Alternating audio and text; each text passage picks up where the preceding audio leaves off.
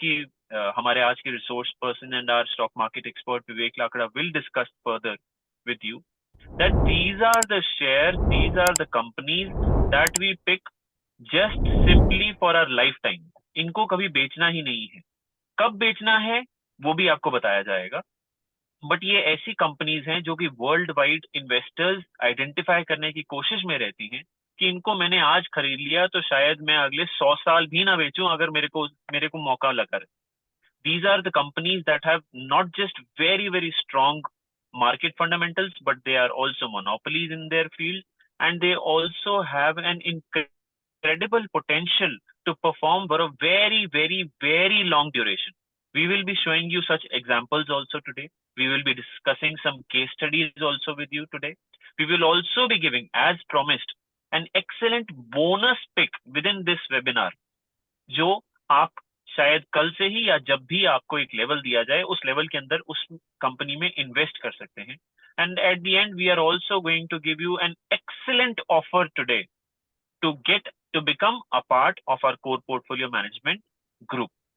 So with this, without any further ado, let me first of all welcome our resource person Vivek Lakda for today, and also thank you to all of you for showing an incredible faith in our satellite portfolio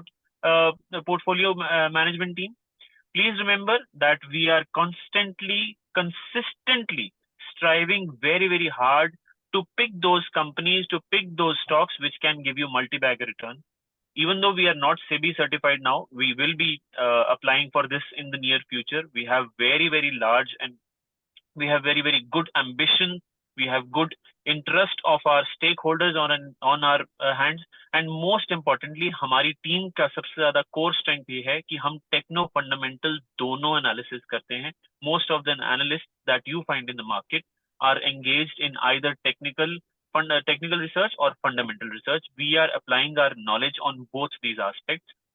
With this, without any further ado, let me welcome our speaker for today, our main key resource person, Vivek Lakra. Vivek, all yours from here today. Thank you. Thank you, Gautam, and thank you all the audience. And it's been a pleasure. Group जब से बना है, लोग बढ़ रहे हैं, और मेरी इच्छा यही रहती है कि ज़्यादा से ज़्यादा knowledge impart की जाए.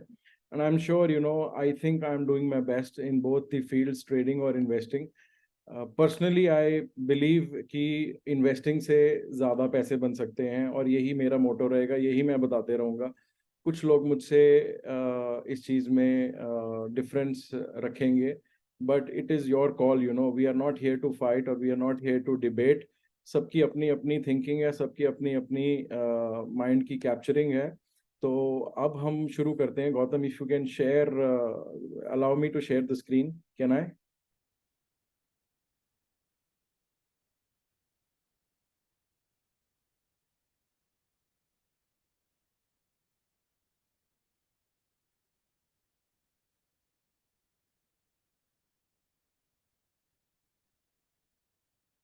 So is everyone able to see my screen? Chat में Yes, बता. let's run it in presentation mode. It's visible. Yeah.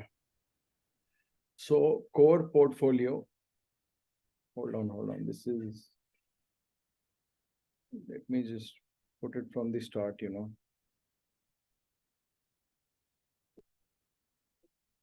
So building core portfolio. Core portfolio जैसे गौतम ने बताया, ये एक आइडियोलॉजी है जिसमें हम अपने स्पेयर पैसे for a very long term बहुत अच्छी कंपनीज में लगाते हैं, और वो पैसे वो हमारी सिक्योरिटी बिल्ड करती है through it's growth. So basically this is a core portfolio. कुछ चीज़ें आपसे शेयर करूंगा जो शायद कुछ लोग जानते हैं, और जो नहीं जानते हैं उनके लिए ये एक आई ओपनिंग होगी. Rakesh Jhunjhunwala bought 6 lakh shares of Titan at 3 rupees each in year 2003, which were 4,500 crores by year 2015. So basically, Rakesh Jhunjhunwala 1988 में उन्होंने अपनी स्टॉक मार्केट की जर्नी शुरू की, और 15 साल के ऊंच नीच प्रॉफिट एंड लॉस के बाद उनको ये समझ आ गया कि एक बहुत अच्छी कंपनी को अगर लंबे समय के लिए खरीद के रखा जाए और उसमें बड़ा पैसा डालें, जैसे कि मैंने अभी ग्रुप में डाला भी, इशमिंदर जी ने बताया कि उन्होंने इतना पैसा बनाया। सो बेसिकली उन्होंने ट्रेडिंग और इन्वेस्टिंग से बनाया। मैं ऐसा समझता हूँ कि अगर हमें ट्रेडिंग के जर्क्स नहीं लेने, तो हम एक बहुत अच्छी कंपनी में, जो कि एक हाई ग्रोथ कंपनी हो, अगर उसमें 10 से 15 साल पैसे डाल दें, और कंपनी को चुनने में हमारे को टाइम लग सकता है, उसके अंदर बहुत मेहनत लग सकती है, बट अगर पैसा डाल दें तो बहुत बड़ी वेल्थ क्रिएट हो सकती है। विजय Kedia bought more than 2 lakh shares of Cera Sanitary Ware for less than 40 rupees in year 2004, which gave him 100x returns by 2014. थोड़ी सी गलती है, इट्स नॉट 2104, इट्स 2014। मैंने ग्रुप में बताया था Mukul Agarwal, he is also a very good ace investor, amongst the ace investors in India. He bought I'm just sharing few examples, so I can share a lot of examples, so उतना time नहीं रहेगा, तो मैंने कुछ examples निकाले हैं, मुझे बहुत सारे याद भी हैं इसके अलावा भी। इन्होंने 4 लाख शेयर खरीदे 2018 में सिरका पेंट्स के, 6 करोड़ 88 लाख रुपए के, जिसकी वैल्यू अभी 16 करोड़ 60 लाख रुपए है। सिरका पेंट्स अभी 2000 करोड़ की कंपनी है, डेट फ्री कंपनी है। मेरे हिसाब से ये मेरी एक कोर पोर्टफोलियो पिक है। मैं सिरका पेंट्स के अप्रॉक्सीमेटली 25 लाख के शेयर ओन करता हूँ। अभी तक मेरी इसके अंदर गेन है 76% की। ये 2000 करोड़ की कंपनी मेरे हिसाब से, मेरी स्टडी के हिसाब से 20,000 करोड़ की मार्केट कैप कंपनी बन सकती है next 10 years. So this is the ideology. इन्होंने मेरे से पहले पकड़ा था, मैंने इस कंपनी को 2020 में ढूंढा जब कोविड चल रहा था, बट मैंने इसके अंदर पैसे 2021 में लगाए। मैंने अभी रिसेंटली ग्रुप में भी डाला था, Ramesh Damani had bought 20 crore worth shares of GRSE from year 2019 and he bought bit by bit, क्योंकि बीच में कोविड आ गया, तो उन्होंने 2021 तक खरीदे, टोटल 20 करोड़ के खरीदे। और अभी रिसेंटली जब GRSE बहुत ऊपर चला गया था, तो उसकी वैल्यू 100 करोड़ हो गई थी। Radhakishan Damani had bought 1.48% of NSE, National Stock Exchange, which is not listed. तो बेसिकली राधाकिशन दमानी की जर्नी भी 1991 से शुरू हुई थी। ही वॉज फ्रेंड्स विद जिन्होंने भी वो घपला किया था, then Parag Parekh, then Harshad Mehta, and he had a very good journey. उनकी जर्नी भी बड़ी ऊपर नीचे थी। उनको भी एक बात समझ आ गई कि अगर मैं बहुत सारा बड़ा पैसा एक ऐसी कंपनी में डाल दूं जिसमें मेरे को अगले 15-20 साल नहीं देखना पड़े, तो वो पैसा ग्रो भी कर सकता है, वो मुझे डिविडेंड भी दे सकता है और मेरी सेफ्टी भी रख सकता है। सो जो उन्होंने 2017 में पैसे डाले, वो आज 850 करोड़ हो गए। और मेरे पास भी 2000 शेयर है NSE के, और 2000 शेयर के पीछे मेरे को 1,60,000 रुपये का डिविडेंड भी आया अभी रिसेंटली। वॉरेन बुफे, उन्होंने कोको कोला के शेयर्स लिए थे। उन्होंने अपनी एक वीडियो में बताया भी कि उन्होंने कोको कोला शेयर्स 1988 में क्यों लिए। कोको कोला एक मेडिसिन की तरह शुरू हुई थी, और वो सिर्फ और सिर्फ जो वॉरियर्स थे, जब वो वॉर से आते थे, जो अमेरिकन वॉरियर्स थे, उनको जब वो थके हारे होते थे या उनको कोई चोट लगती थी, तो उनको as a medicine Coca Cola refreshing medicine पिलाते थे। धीरे धीरे धीरे धीरे धीरे धीरे कोक इतनी ज्यादा कोक का क्रेज हो गया कि वो पूरे अमेरिका में फैल गई। और इनको ये समझ आ गया कि अगर ये वॉरियर से पूरे अमेरिकन सिटीजन्स में एक फेवरेट ड्रिंक बन सकती है, तो ये पूरे वर्ल्ड में भी आ सकती है। तो उन्होंने इस थॉट से कोको कोला के शेयर्स खरीद लिए, जो कि आज तक नहीं बेचे। वॉरेन बुफे ने एप्पल कंपनी के शेयर्स खरीदे 2016 में for $30 billion, and now it is valuing at $151 billion. So basically हमको ऐसी कंपनी लेनी है जिसका हमारे को, मतलब जो हम समझ पाए, जिस पे हम विश्वास कर पाए, जिसको हम स्टडी कर पाए, जिसको हम अंडरस्टैंड कर पाए, और उसमें हम बहुत ज्यादा पैसा लगा पाए। This ideology can create much larger and much bigger investments compared to mutual funds. Mutual funds में आप बेसिकली करते वही हो कि आपको कुछ नहीं पता और आप पैसे पकड़ा देते हो म्यूचुअल फंड मैनेजर को कि भाई तू जान और तेरा काम जाने, तो अब तू 12% दे, या तू 15% दे, या तू 20% दे, हम तुझसे क्वेश्चन नहीं करेंगे, तू गलती कर वो भी तेरी, तू प्रॉफिट बना वो भी तेरा, बस तू हमारे पैसे को सेव करके जितना भी बढ़ा सकता बढ़ा दे। और यहाँ पे हमको डायरेक्टली स्टडी करके डायरेक्टली स्टॉक के अंदर घुस के समझ के बिजनेस को समझ के पैसे लगाने होते हैं, बस यही फर्क है।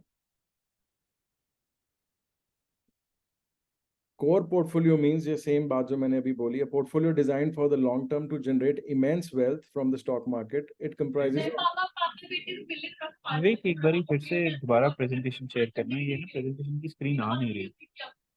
होल्ड ऑन, सो इसको मैं बंद कर दूं। Is it now visible? या it is visible now, but एक बारी स्क्रीन शेयर करना। स्क्रीन प्रॉपर्ली शेयर नहीं हो रही लगता है, सिर्फ स्क्रीन पे ना वो पीपीटी ही आ रही है। आया, अभी आया गौतम? नहीं, Is it अभी भी there? नहीं आ रहा। नहीं, Not there? Is it now एक बारी here? फिर से ट्राई। अभी है? फर्स्ट स्क्रीन पर एक बारी फिर से जा। Yes, now now it is visible. Ideology वाली स्क्रीन अभी पहले आई थी। नाउ डीआईवाई कोर पोर्टफोलियो की स्क्रीन हमारी स्क्रीन पे विजिबल है। Please run the Right. So I will much मैं ऐसे करता हूँ Gautam, ask everyone to be quiet, and एक अगर किसी को म्यूट कर सकते हैं सबको तो हम। So core portfolio means a portfolio designed for the long term to generate immense wealth from stock market. It comprises of high growth par excellence companies which through their organic and inorganic growth, organic means company अपने दम पे खुद grow करती है, inorganic means company इतना पैसा generate करती है कि वो और कंपनियों को खरीदती है। इसका एग्जांपल है इनऑर्गेनिक ग्रोथ मल्टीबैगर का लॉन्ग टर्म में मदरसन सुमी जितना भी काम करती थी और उससे प्रॉफिट कमाती थी, वो हर आए साल कोई ना कोई बाहर की कंपनी खरीद लेती थी अपने प्रॉफिट से, और ऑर्गेनिकली और इनऑर्गेनिक दोनों तरीके से ग्रो करती थी। And it has been a multi bagger since its inception. वो 20 साल उसने बहुत इमेंस वेल्थ क्रिएट करके दी है। So we through our research find and scrutinize such companies to invest for long term.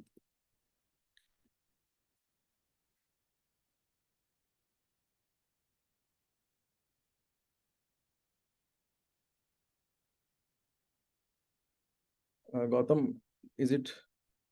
are you able to see it? Yeah, I can see the ideology screen. All right, great. But move to slideshow mode. Individuals open who the slideshow desire- mode. Yeah, hold on, मैं slideshow ही किया है।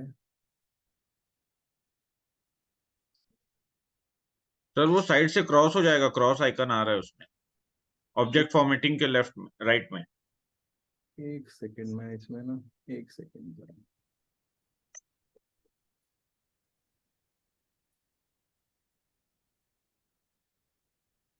Is it fine now? मैं आगे कर देता हूँ। Gautam, is it fine? No, just cross the just scroll the side पे जो आपका solid fill वाली एक screen आ रही है, उसको cross करके उसको exit कर दो। 1 minute। नहीं हो रहा यार ये, एक बार इसी से ही करने की कोशिश करते हैं। Let's see. हाँ, ड्रैग करके चाहे कर दो उसको क्लोज, चाहे ड्रैग करके कर दो, but do try to close it, otherwise slide show sir यहाँ पे क्रॉस आ रहा है ना, ये वाला क्रॉस ऑब्जेक्ट फॉर्मेटिंग के राइट में। ऑब्जेक्ट फॉर्मेटिंग के राइट साइड पे एक लॉक का आइकॉन दिख रहा है, आइकॉन लॉक का एक और नीचे है माउस। हाँ, थोड़ा ऊपर राइट। हाँ बस, हाँ हो गया। या पर अभी भी स्लाइड शो में नहीं आ रहा है। जैसे स्लाइड शो करता हूँ ये वो नजर नहीं आता। Anyway, let's try with this only. So individuals who desire to be rich in the long term and start investing in high growth listed companies and remain invested for years. Basically, the idea is to find companies like Page Industries, Eicher Motors, Honeywell, Bharat Rasayan, PI Industries, SRF, Infosys, Persistent Systems, quite early in their nascent stage and holding them for long term. सुनने में अच्छा लगता है, सबको ऐसा लगता है कि यार ये तो निकल गई कंपनी, बट आज से भी ऐसी बहुत कंपनीज हैं। एक कंपनी के बारे में ऑलरेडी मैंने आपको बता दिया, सिरका पेंट्स। एक और कंपनी हम लास्ट में बात करेंगे जो कि मुझको अगले 10 साल के लिए बहुत अच्छी लगती है, उसको होल्ड करना चाहिए। So this ideology is very similar to ace investors. जिन एस इन्वेस्टर्स का मैंने नाम लिया, ये ऐसे एस इन्वेस्टर्स की सेम आइडियोलॉजी रही है। बहुत डिफिकल्ट होता है कि हमें ये आइडियोलॉजी पे वर्क करना। हम सबको पता है कि हमें पैसा कमाने के लिए करना क्या चाहिए बेसिकली, बट हम फिर भी नहीं कर पाते। इसके बारे में भी हम आगे बात करेंगे, हमें क्या करना चाहिए। Objectives of the core portfolio, the biggest objective is wealth creation। जो सबसे बड़ा objective वो wealth creation ही है। सब objectives कुछ again जो मैंने satellite में बात किए थे, children's education, retirement fund, seed fund, creating of seed fund for your child's new business venture in future। आपका बेटा अभी छोटा है, मान लो engineering कर लेता है या कुछ आगे कुछ कर लेता है, डॉक्टर बन जाता है, आपको हॉस्पिटल खोलना है या कोई फैक्ट्री खोलनी है, तो भाई आप उस समय लोन लेने की बजाय एक सीड फंड क्रिएट कर सकते हो through your wealth creation. Child's marriage contingency और emergency fund for any kind of emergency in life, in families life. And at last rich legacy, किसी ने पैसे लेके नहीं जाने साथ में। वॉरेन बुफे ने इतने पैसे बनाए, उसको इतने पैसे चाहिए नहीं, बट वो कहता कि मेरे को बनाने हैं तो बनाने हैं ना। He is 93 years old and he will pass on his legacy अपने बच्चों को या अपनी टीम को, अपनी कंपनी में वो पैसे छोड़ के चले जाएगा। So this is the objective. Pre requisite of core portfolio, लोगों को यही नहीं समझ आता कि हमें कोर पोर्टफोलियो करना है तो कैसे करना है। वो SIP मोड से शुरू कर देते हैं और SIP मोड पे ही खत्म कर देते हैं। So for I when I understand 90% of the people do SIPs in mutual funds and this is how they save and invest in the stock market, but our ideology is different। हम कहते हैं कि आप savings करो, minimum 20% of this जो भी आप कमाते हो उसकी सेविंग में आने चाहिए और इन्वेस्ट होनी चाहिए। Desires and dreams to become rich, आपके अंदर डिसिप्लिन होना चाहिए, पेशेंस होनी चाहिए। पेशेंस सुनने में बहुत ही छोटा वर्ड है, बहुत इजी लगता है, बट 10 साल एक ही स्टॉक को रखना और आपको आपके सामने ऐसे लगता है कि ये स्टॉक भाग गया, वो स्टॉक भाग गया, मेरा वाला नहीं भागा, मेरा वाला तो चल ही नहीं रहा है। So this is also part of patience. But अगर आपने कंपनी की स्टडी बहुत अच्छी की है तो कई बार ऐसा होता है कि चिंदू बिंदु स्टॉक भाग जाते हैं और आपका स्टॉक 1 साल 2 साल नहीं भागा, बट वो तीसरे साल जब भागता है तो वो आपके सारे, जिसको हम हिंदी भाषा में बोलते हैं, सब धोने धो देता है। It will run like a horse and वो सारे गधों को पीछे छोड़ देगा। सो बेसिकली इस टाइप की पेशेंस चाहिए, कन्विक्शन चाहिए, नॉलेज चाहिए। कोर पोर्टफोलियो को बनाने के लिए बहुत सारी नॉलेज चाहिए, बहुत रिसर्च चाहिए, बहुत अंडरस्टैंडिंग चाहिए। इतना इजी नहीं है कोर पोर्टफोलियो में, बिकॉज कोर पोर्टफोलियो एक ऐसी आइडियोलॉजी है जिसके अंदर अंदर हमको अपनी सेविंग्स के पैसे बार बार बार बार डालते रहने हैं। So I know a friend of mine, उन्होंने 1995 से HDFC बैंक को होल्ड किया हुआ है और जब भी वो बैंक गिरता है और उनको सस्ता लगता है वो उसके अंदर और पैसे डाल देते हैं। So he is a very dear friend of mine, Ludhiana में ही है, और उन्होंने 4 लाख से 20% की या 18-19% की कंपाउंडिंग से कुछ मल्टी करोड़ बना ली HDFC बैंक में। लर्निंग एप्टीट्यूड चाहिए। कोर पोर्टफोलियो बन गया आपका, मान लो 15-20 स्टॉक हो गए, और उसके बाद आप सो जाओ कि ना मैंने रिव्यू करना है, ना मैंने कोई और स्टॉक ढूंढना है, ना मैंने और स्टॉक कोई देखना है। सो बेसिकली आप अपनी लर्निंग पे फुल स्टॉप लगा देते हो, and this is not a part of core portfolio. ये प्री रिक्विजिट जैसे ही हट जाएगा, कोई भी प्री रिक्विजिट, आप भटक जाओगे कोर पोर्टफोलियो से। So no leveraging, no loans. आप, कई लोग इतने भावुक हो जाते हैं अंडरस्टैंडिंग से या लोगों की, दूसरे लोगों की जर्नी से, कि उनको ऐसा लगता है कि यार मैं ओवर लेवरेज हो जाऊं, मैं लोन ले लूं, मैं लोन लेके, लोन में क्या 8% तो जाना है, 9% तो जाना है, यहाँ पे तो 35-40-50% की बातें हो रही हैं, तो इतना तो मैं निकाल ही लूंगा। सो आप लोगों को समझ होनी चाहिए कि loan is a recurring expense. हर महीने लोन के पैसे जाते हैं, हर साल में नहीं जाते। और जब भी हम बात करते हैं स्टॉक मार्केट से कमाने की, तो ऐसा भी होता है कई बार 1-2 साल हमारे पास रिटर्न्स ही नहीं आती। So we don't want, I don't recommend anyone to have loans or over leveraging or investing in the core portfolio। Action and implementation, बहुत लोगों को समझ है बट वो एक्शन एंड इम्प्लीमेंटेशन ही नहीं कर पाते कि हम शुरू कब से करें, हम कहाँ से करें। हमारे पास तो बहुत थोड़े पैसे हैं, ये तो करोड़ों की बात कर रहे हैं, करोड़ों की बातें कर रहे हैं। मेरे पास तो कुछ हजार ही हैं, तो मैं हजारों से। I request, please mute all the participants, please. There is a lot of disturbances coming. Yeah, done. All muted. So action implementation बहुत इंपॉर्टेंट है। बेसिकली आइडियोलॉजी क्रिएट होगी दिमाग में कि हमको करना क्या है, और उसके बाद एक्शन एंड इम्प्लीमेंटेशन का प्लान होके वो ऑन हो जानी चाहिए।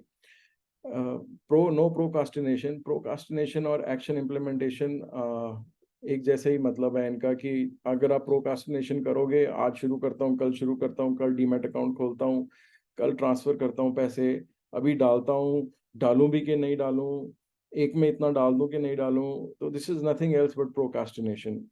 सो बेसिकली आपको क्लैरिटी होनी चाहिए कि कोर पोर्टफोलियो बनाने के लिए आपको क्या क्या करना है। Core portfolio design. Ideally, a core portfolio should be of 25 stocks only and not more than 25 stocks.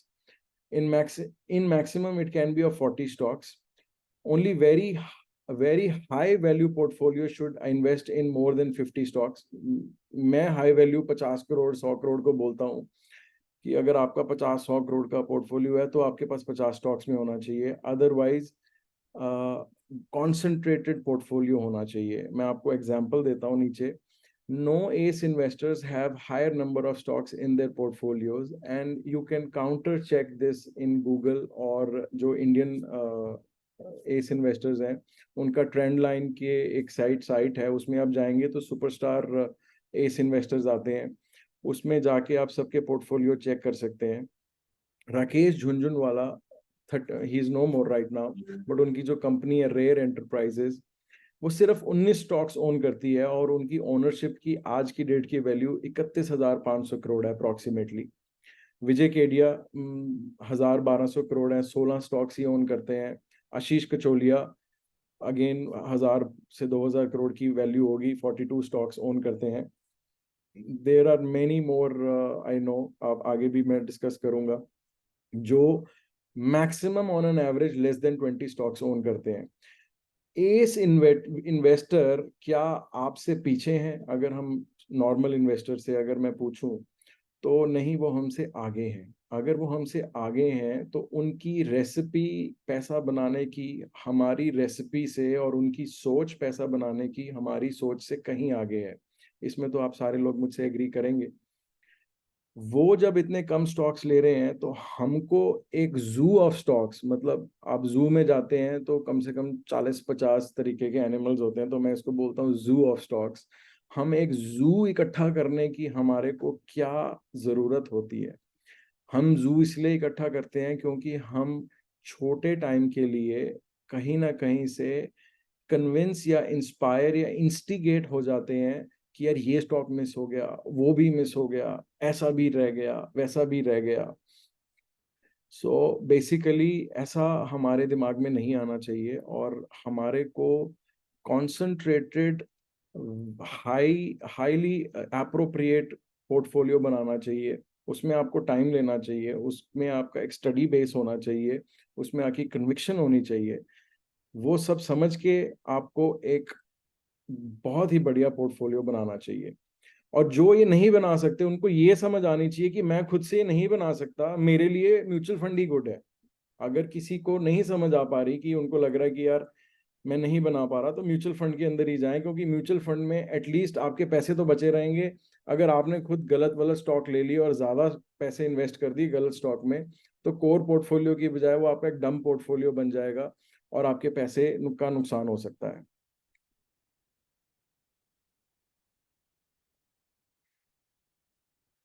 हमारी स्टॉक पिकिंग मेथोडोलॉजी क्या रहती है? जिस तरीके से मैं अपने लिए स्टॉक्स पिक करता हूँ मैं वो बता रहा हूँ। The stocks which are screened with strict fundamental which must fall under your area of interest and competence, जिसका बिजनेस मेरे को समझ आता है और जो मेरे को इंटरेस्ट करता है। सो देर आर मैनी बिजनेसेस जो मुझे इंटरेस्ट नहीं करते हैं। फॉर एग्जाम्पल मेटल बिजनेस, अगर मुझको आप बोलो कि टाटा स्टील में लॉन्ग टर्म के लिए इन्वेस्ट कर दो, तो मैं कोर पोर्टफोलियो में टाटा स्टील को नहीं डालूंगा। मैंने पीछे ग्रुप में बताया भी था हमारे कि जो वेदांता कंपनी है, ये मेरे हिसाब से एक मतलब unorganised and it's a thief company basically. उन्होंने क्या किया, मैं 1 मिनट लूंगा बीच में बताने के लिए। 2021 में उन्होंने बोला कि हमको अपनी कंपनी डीलिस्ट करनी है। उनको ये समझ आ गई कि एक 10 साल के बाद एक बुल रन शुरू हुआ है जिसमें हमारा शेयर प्राइस बहुत बढ़ सकता है, तो उन्होंने 80 रुपए के अंदर अपनी ऑफर डाल दी कि हमें 80 रुपए में डीलिस्ट कर दो। प्राइस मेरे ख्याल से तब 70 रुपए था या पता नहीं कितना प्राइस था। तो सारे शेयर होल्डर्स ने मना कर दिया। तो बेसिकली उनका प्लान चौपट हो गया। और उन्होंने करना क्या था, वो जो इतना डिविडेंड बांटते हैं, उन्होंने वो सारा डिविडेंड बांट के अपनी पॉकेट में लेके जाना था, इसलिए उन्होंने डीलिस्टिंग करनी शुरू की थी।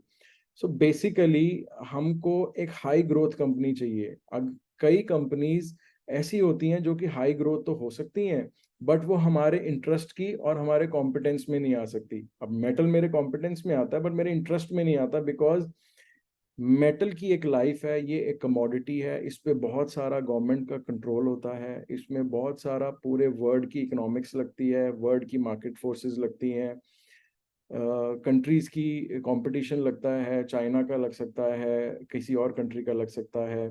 फिर इस कंपनी में ग्रोथ लाने के लिए बहुत हैवी केपेक्स की रिक्वायरमेंट है। सो बेसिकली मुझको नहीं अच्छी लगती ऐसी कंपनीज। और वो कंपनीज पास होंगी हमारे कोर पोर्टफोलियो में जो मिनिमम 2 हर्डल पास कर सकती हैं। One is perpetual growth, second is perpetual profitability. Tata steel और एचडीएफसी बैंक में एचडीएफसी बैंक ही चूज करेंगे। मैं एक एग्जांपल ले रहा हूँ, एक वेग एग्जांपल ले रहा हूँ। एचडीएफसी बैंक लगातार पिछले 20 साल से अपना प्रॉफिट ग्रो कर रहा है और अपनी सेल्स ग्रो कर रहा है, वेयरएज टाटा स्टील में ऐसा कुछ नहीं है। अगर आप उसकी बैलेंस शीट देखेंगे, 4 साल लॉस है, 1 साल प्रॉफिट है।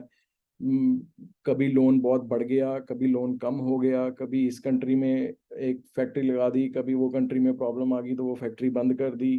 ऐसा कुछ नहीं है एचडीएफसी बैंक के अंदर। एचडीएफसी बैंक के अंदर कुछ समय के लिए थोड़ी सी प्रॉब्लम आती है और कुछ समय में बाद वो प्रॉब्लम हट जाती है, क्योंकि मैनेजमेंट बहुत स्ट्रांग है। कुछ एग्जाम्पल्स मैं आपको देता हूँ कि आप लोगों को शायद पता होगा, ये सारी कंपनीज पिछले कुछ साल में बहुत हैवी ग्रोथ दी है। तो जो company micro to small cap बन के कोर पोर्टफोलियो का एक पार्ट बन सकती थी या अभी भी हैं कईयों के पास, मैं वो कंपनीज का नाम यहाँ पे रखा है। जो अभी कभी माइक्रो थी, अभी स्मॉल में है। JB chemicals, Aarti drugs, KEI industries, Garware technical, Poly Medicure, Privi speciality chemicals. So ये सारी कंपनीज बोलूंगा टाइम ज़्यादा लग जाएगा। मैं चाहता हूँ कि सब अपना फ़ोन उठा के इसकी पिक्चर ले लें एक, और इन कंपनीज का background last 10 to 20 year study करें खुद से। तो आपको पता लगेगा कि इन कंपनीज ने अपने शेयर होल्डर्स को कितना पैसा बना के दिया है। और कुछ कंपनीज इसमें से आज भी इन्वेस्टेबल हैं for next 10 to 15 years. So I will take a pause here. आप या तो प्रिंट स्क्रीन कर लो इसकी या एक पिक्चर खींच लीजिए।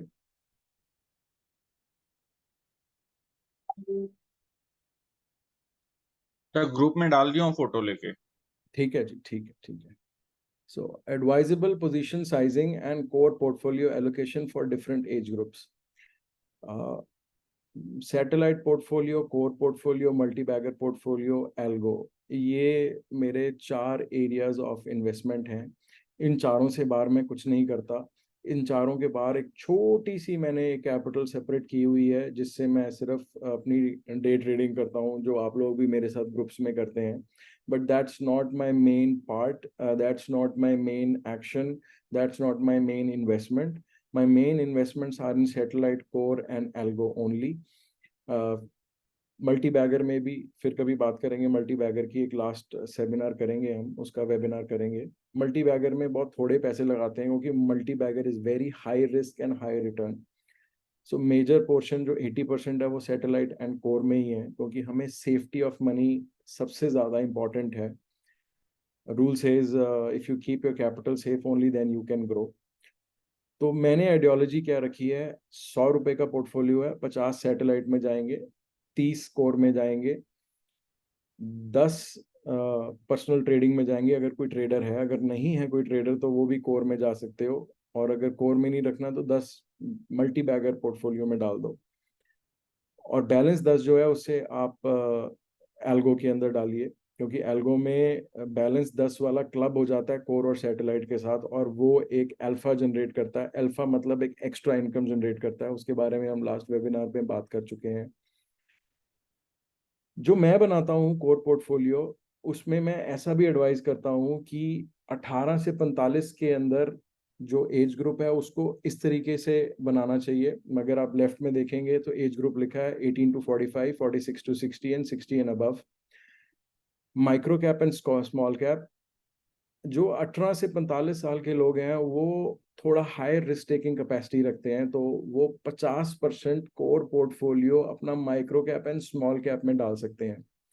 मैं आपको इसको विस्तार में समझाता हूँ। So I am 43 right now, so I fall in the young age of investors. मैं ऐसा समझता हूँ कि 46 to 60 is the middle age and 60 and above is the higher age. तो अगर मेरे को कोर पोर्टफोलियो बनाना है तो मैं HDFC bank, ICICI bank, HDFC life, ICICI Lombard ऐसा पोर्टफोलियो नहीं बनाऊंगा। ये मुझको पता है कि ये बहुत सेफ कंपनीज हैं और ये 15 से 20% कंपाउंड कर सकती हैं in next 10 to 15 years. Though they fall okay, they fall absolutely okay to invest in a core portfolio, but I cannot, these are large caps and I cannot put all my money or I cannot concentrate my fund into these large caps. मुझको ऐसी companies चाहिए आज की date में, क्योंकि हमारा growing country है, हमारा इमर्जिंग कंट्री है। मेरे को ऐसी कंपनीज चाहिए जो मैंने आपसे बताया, जो कि 15 साल पहले की आइशर, एस्कॉर्ट्स, हीरो मोटो या पेज इंडस्ट्रीज हैं। मुझे आज वो वैसी कंपनी ढूंढ के उनमें पैसा बड़ा लगाना है, सो दैट फ्यूचर में 5, 10, 15 साल में वो पैसा और बड़ा हो सके। सो 50% मैं अपना core portfolio micro and small caps में फंडामेंटली उसको फिट करके फिर लगाऊंगा। 30% मिड कैप्स में लगाऊंगा, 20% लार्ज कैप्स में लगाऊंगा। So basically I am diversifying my portfolio, कि मैं सिर्फ स्मॉल कैप में कॉन्सेंट्रेटेड नहीं हूँ, मैं मिड कैप्स में भी नहीं हूँ, मैं लार्ज कैप्स में नहीं हूँ, मैं तीनों में डिवाइडेड हूँ। 46 to 60 मिड एज है, तो मैं ऐसा समझता हूँ कि वो 33.3% सब में डाल सकते हैं, mid cap, micro and large cap. 60 and above में मुझको ऐसा लगता है कि अगर मैं 60 एंड अबव होता तो मुझको पैसे से ज़्यादा सेफ्टी की ज़रूरत है, क्योंकि कभी भी क्रैश आता है या मार्केट डाउन होती है तो ये जो लार्ज कैप्स होती हैं ये 20, 25, 30% से नीचे नहीं टूटती हैं। Whereas a small cap और अ मिड कैप ये 50, 70% टूट जाती हैं। इसके बारे में भी हम आगे डिस्कस करेंगे कि if you are yourself do it yourself core portfolio investor हो आप खुद से, तो आपको कितना संयम रखना पड़ता है और बाकी लोग कैसे करते हैं क्रैश में, उसके बारे में भी हम डिस्कस करेंगे। कुछ सीक्रेट नगेट्स हैं जो कि मेरे बताए हुए हैं, मतलब ये मैंने मुझे ऐसा लगता है कि these are secret nuggets for core portfolio. By blending fundamental and technical mix we assign new fund infusion. इसका मतलब अगर आप म्यूचुअल फंड में इन्वेस्ट करते हैं अपनी सेविंग को हर महीने, सो बेसिकली आप एवरेजिंग कर रहे हैं अपनी प्राइस की, और आप सस्ता भी खरीद रहे हैं और महंगा भी खरीद रहे हैं, इसलिए आपकी जो रिटर्न है वो सीमित है अराउंड 13% to 18%। वेयर एज हम जो कोर पोर्टफोलियो बनाते हैं उसमें हम कहते हैं कि ये हमारा एक रेंज ऑफ कंपनीज है, मान लो 50 कंपनीज हैं, उसमें आज की डेट में सस्ती कौन सी लग रही है उसमें पैसे डालेंगे। और जो म्यूचुअल फंड्स के अंदर हम करते हैं वो हम ऐसा कोर पोर्टफोलियो में नहीं करेंगे। हम अपनी सेविंग को अपने बैंक अकाउंट में डालते जाएंगे, सो दैट हमारा डिसिप्लिन रहे और हम उस पैसे को कहीं भी छेड़छाड़ ना करें। बट हम उसको इमीडिएटली इन्वेस्ट नहीं करेंगे, हम इन्वेस्ट तब भी करेंगे जब हमारी कोर पोर्टफोलियो वाली कंपनीज हमें सस्ते में मिलेंगी।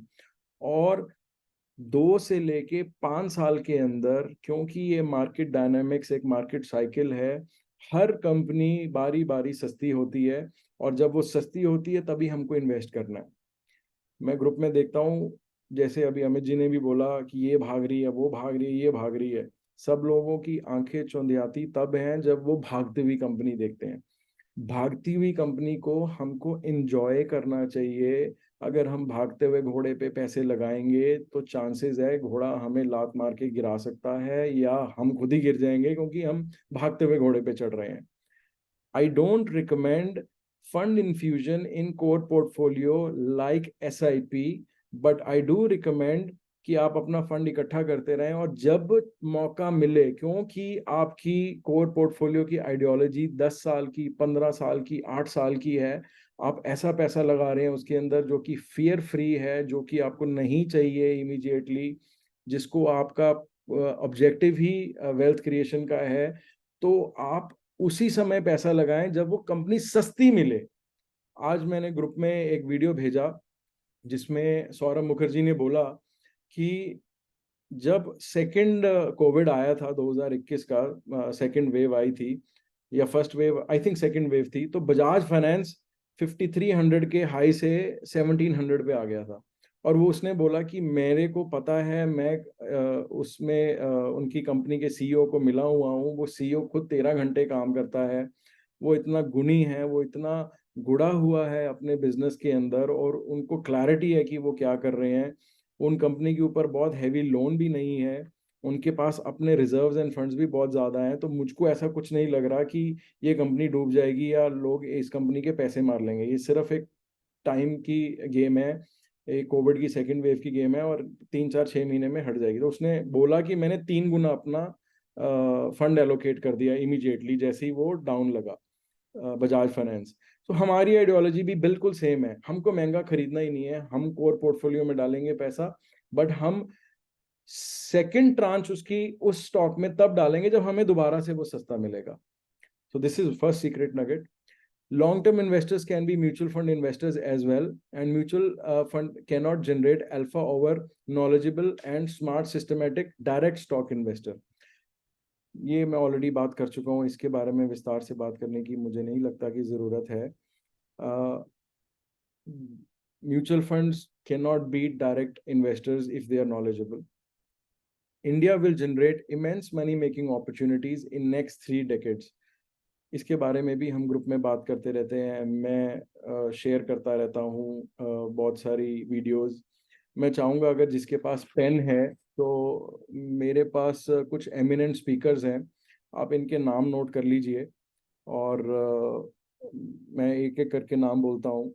Mister Ridham Desai, mister Saurabh Mukherjee, mister Madhusudan Kela, mister Basant Maheshwari, mister Ramesh Damani, mister Ramdev Agrawal. So these are 6 and जब आप इनको यूट्यूब में डालेंगे और इनकी वीडियोस कुछ सुनेंगे तो ये जो मेरा लास्ट पॉइंट है आपको खुद ही क्लियर हो जाएगा कि India is offering lot of money making opportunities now and in the next 2-3 decades.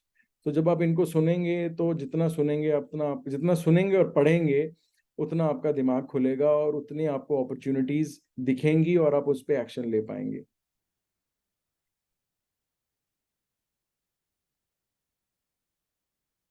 So what is difference between satellite portfolio and core portfolio? इनकी आइडियोलॉजी कुछ सेम है, कुछ डिफरेंट है। सैटेलाइट पोर्टफोलियो में हम क्या करते हैं? Satellite portfolio entry could be an industrial Tailwind based entry, bottom fishing of an ordinary और एन एक्स्ट्राऑर्डिनरी कंपनी। हम जब सैटेलाइट कंपनी ढूंढते हैं तो वो ऑर्डिनरी भी हो सकती है, एक्स्ट्राऑर्डिनरी भी हो सकती है। वो डेफिनेटली बॉटम फिशिंग ही होनी चाहिए। बॉटम फिशिंग के साथ अगर कोई इंडस्ट्री की टेलविंड आ जाए, फॉर एग्जांपल एचईजी में 2-3 साल पहले ऐसा एक टेलविंड आई थी कि चाइना से कार्बन इंपोर्ट करना बंद हो गया था, उसके ऊपर बैन लगा दिया था गवर्नमेंट ने, तो इमीडिएटली वो 4-5x हो गया था अपने बॉटम से।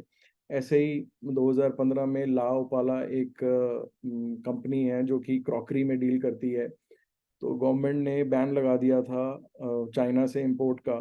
तो वो अगर आप देखेंगे 2015 से 2017 में कोई 15-20 गुना हो गई थी।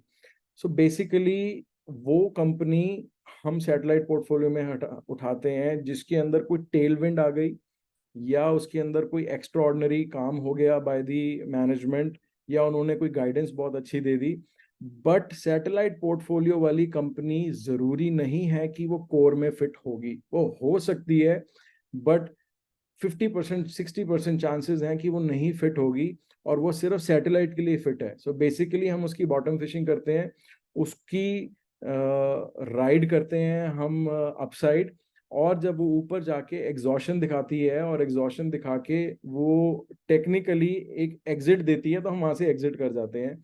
सो we don't ride the downfall और we don't ride the falling knife.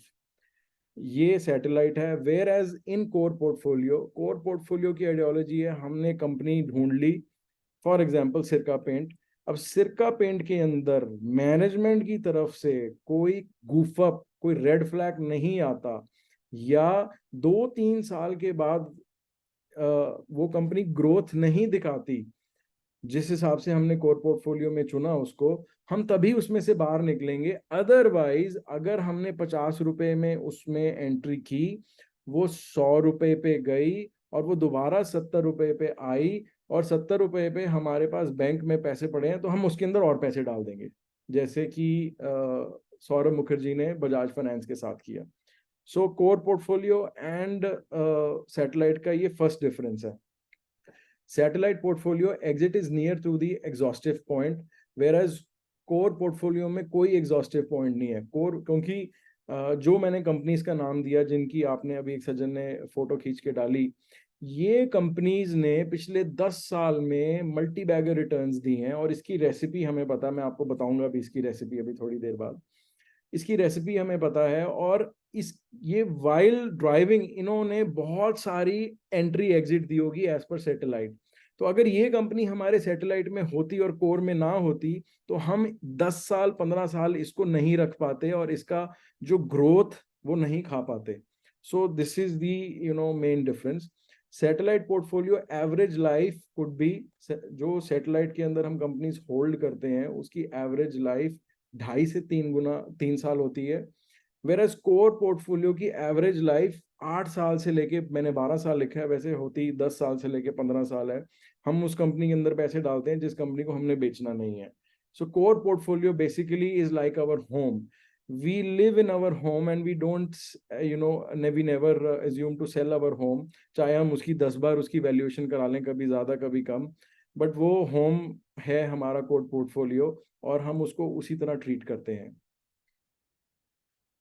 Core portfolio program offer. So why I am offering you. So I am doing satellite portfolio and core portfolio for myself, and I personally feel that many of you are not aware what it is, how it is, and what you should do. So मेरी बात सुनने के बाद भी ऐसा possible है कि आप लोग सुन लें बट आप लोग उस पर अमल ना कर पाए। तो मैं एक बहुत छोटी सी कॉस्ट पे, जो भी लोग ठीक समझें, एक मतलब कॉस्ट तो मैंने बनाई है, पर जो लोग ठीक समझे वो मेरे को ज्वाइन कर सकते हैं इस जर्नी के अंदर और वो मेरे साथ इस जर्नी में चल सकते हैं। सब कुछ आपने करना है, मैंने कुछ नहीं करना। मैंने तो आपको एक कम्युनिटी के अंदर डाल देना है, दैट्स अ प्रीमियम कम्युनिटी, और उस कम्युनिटी के अंदर मैंने एक एक्सेल शीट डाल देनी है। एक्सेल शीट के अंदर मैंने कैटेगरी लिख देनी है कि ये कंपनी स्मॉल में है, मिड में है, लार्ज में है। आपको मैंने ऑलरेडी बता दिया, आप अपना एज ग्रुप खुद देखें, अपना सब कुछ खुद, अपनी रिस्क एनालिसिस खुद करें, अपनी कैपिटल एलोकेशन आपने खुद करनी है, बाय सेल सब कुछ आपने करना है। मैंने तो सिर्फ एक बार कंपनी बता देनी है। मेरे साथ चलने का फायदा क्या होगा, मैं अपने लिए वो कंपनी रिव्यू करता रहता हूँ जिसमें मैंने पैसे डाले हैं। ऐसा हो सकता है कि मैं आपको डालूं और आप एक बार लेके बोलो कि यार अगले साल तो मैंने ज्वाइन नहीं करना, मेरा काम हो गया, मेरे को तो कंपनीज के नाम मिल गए, अब मैं खुद कर लूंगा। Even then it is your wish. I don't force anyone. It is absolutely your wish कि आपने कितना साथ चलना है, कब तक साथ चलना है, नहीं चलना है तो भी वेरी गुड। हम फ्री के अंदर अपने मेन ग्रुप के अंदर कॉल्स भी देते रहेंगे, आइडियोलॉजी भी देते रहेंगे, इंफॉर्मेशन भी अच्छी अच्छी शेयर करते रहेंगे। सो कोर पोर्टफोलियो का प्रोग्राम मैं आपसे शेयर कर लेता हूँ। We will find high growth companies, high profitable companies for your with our strong research. We will make core portfolio community and we will post our portfolio calls there. We will submit brief research synopsis of the company. क्यों हम खरीद रहे हैं उसके brief research synopsis भी डालेंगे. Research will be an ongoing process with us. Therefore, we will keep on posting our research calls. जैसे मैंने बोला कि 20 से 25 स्टॉक्स होने चाहिए, बट ऐसा हो सकता है कि हमारी रिसर्च के अंदर 60-70 कंपनीज आ जाएं। आपने उसमें से 20-25 स्टॉक्स ही निकालने हैं। मैं अपने कोर पोर्टफोलियो में 20-25 स्टॉक से ऊपर नहीं रखता हूं, चाहे मेरे सामने 50 कंपनीज क्यों ना आ जाएं अच्छी वाली, बट रूल बिल्कुल we have to stay in our rules clear हैं और रूल से बाहर बिल्कुल नहीं जाना है। We will prescribe capital allocation in percentage for every script. We will have performance review meeting every 6 months. So जो भी हमारे अप्रॉक्सीमेटली 20 लोग हैं अभी कुछ मेंबर्स सैटेलाइट पोर्टफोलियो में, उनके साथ हर 3 महीने या फिर 6 महीने के अंदर हम एक परफॉर्मेंस रिव्यू करेंगे कि किस किस ने इन्वेस्ट किया, उनको कैसी फीलिंग आई, उनको कैसा लग रहा है, उनके डर, उनके फियर, वो सारे पूछेंगे। कंपनी आगे क्या कर सकती है, कंपनी में कोई एग्जिट तो नहीं आया, कंपनी की परफॉर्मेंस टेक्निकल कैसे नजर आ रही है आगे, हम ये सारी चीजें डिस्कस करेंगे। We will provide you rules of core portfolio. हम आपको एक परमानेंट रूल्स दे देंगे, वो रूल्स को आप प्रिंट करके फाइल में लगा सकते हो। Those rules can help you throughout your life in investing journey. Basic से रूल्स होंगे, but believe me, basic rules are the main rules for staying in the race. It will be your responsibility to follow the rules. We will design core portfolio for all age groups. हम हर age group के लिए core portfolio बनाएंगे। आपने उसमें से अपनी age group के हिसाब से खुद स्टॉक्स चूज करने हैं। On request, we can resolve, discuss your long-term investing related queries. अगर किसी की कोई स्पेशल क्वेरी है, किसी को कुछ नहीं समझ आ रहा, तो